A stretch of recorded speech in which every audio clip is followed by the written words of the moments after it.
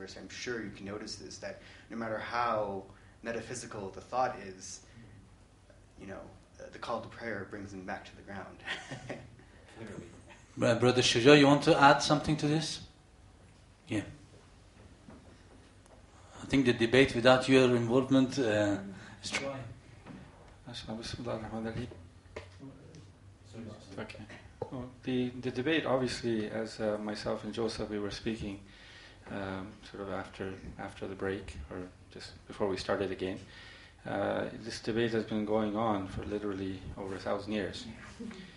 So it's not anything new. So I think that in terms of what we're trying to do here in coming together, as sort of Axel pointed out, on a higher basis, on the basis of intellectuality and spirituality, once again, this is not something new either, but in the context of the modern world, where basically you're able to do this a lot easier than you were before, we're hoping that we can get results that are perhaps not new, but once again sort of emphasized once again, like re-emphasized.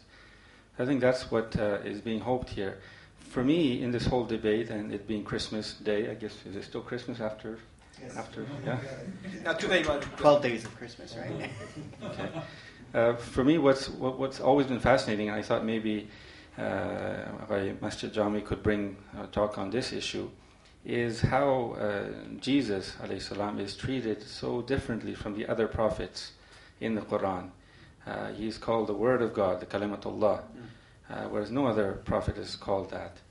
And I think this begs a question, or it puts the ball in the court of the Muslims, really, to come up with an understanding of why this is the case, what is so unique in the case of Jesus. And what he pointed out in the latter part of his lecture, I think, is also a very central point of the correspondence between Jesus as the Word of God and the Quran. I mean, that's very central, and everything about it. For example, the big debate that you have about the nature of Christ. Is he God, is he man, and so on. Is he created, is he uncreated? We have the exact same debate about the Quran, the created nature of the Quran, the uncreated nature of the Quran. So there's many correspondences also being revealed, or Jesus being sort of, once again, the virginal birth, and Mary being the recipient, really, of the Word of God in one sense, you can put it that way. We have, and to connect with what Sister Rebecca was saying, we have certainly in the Shia tradition the idea of the Quran being revealed in the Laylatul Qadr, and the ta'wil of that as being Hazrat Fatima alayhi salam. And there's many correspondences there, or things that correspond between her reality and the reality of Hazrat Maryam alayhi salam. So I think that these two things for me are very sort of, the point of what we say is not difference, but the point of commonality, the Word of God, and the fact that this Word of God is to be equated with the Quran, which is also the Word of God according to the Muslims.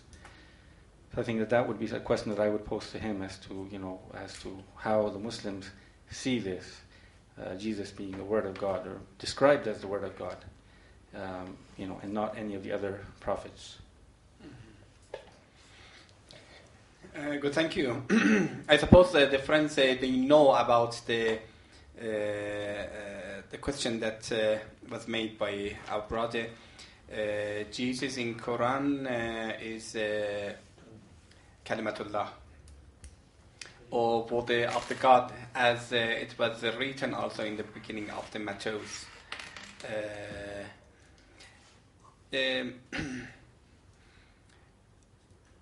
In any case, for us, for the Muslim, the prophecy started with the Adam and come down to the Prophet Muhammad. And for the Jesus, his birth, and also because for us, Mary was not touched by anybody, and he has not any kind of the husband, any kind.